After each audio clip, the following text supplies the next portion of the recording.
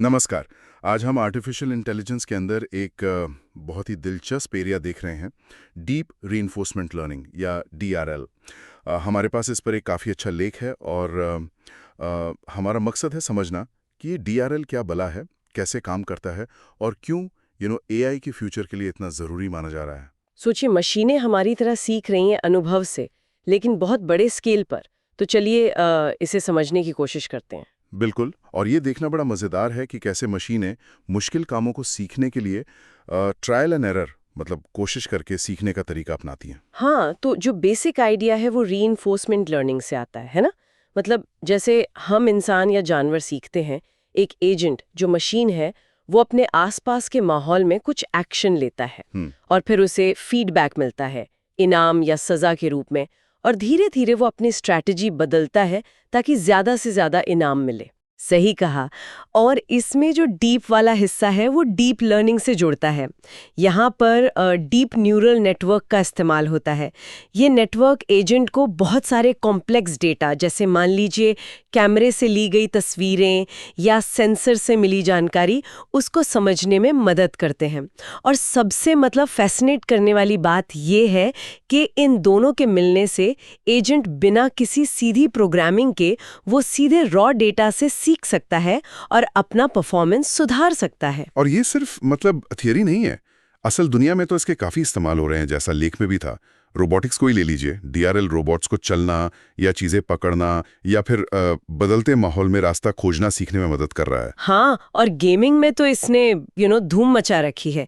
AI agents ने गो जैसे complex board games, शतरंज और यहाँ तक कि अटारी और डोटा 2 जैसे वीडियो गेम्स में महारत हासिल कर ली है।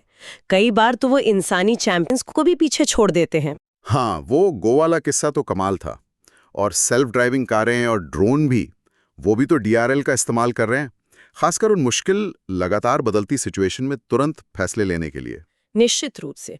अगर हम इसे बड़ी तस्वीर में देखें तो ये दिखाता है कि कैसे डीआरएल पहले से प्रोग्राम किए गए रूटीन से आगे बढ़ रहा है, सिस्टम्स को ज़्यादा ऑटोनमस मतलब स्वायत्त और अडेप्टिव यानी हालात के हिसाब से ढलने वाला बना रहा है। ये क्षमता तो अद्भुत है, लेकिन अगर ये इतना पावरफुल है तो यकीनन कुछ चुनौतियां भी होंगी।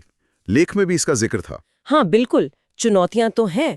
एक तो ये कि डीआरएल एजेंट्स को ट्रेन करने में अक्सर बहुत ज़्यादा कंप्यूटेशनल पावर लगती है और समय भी।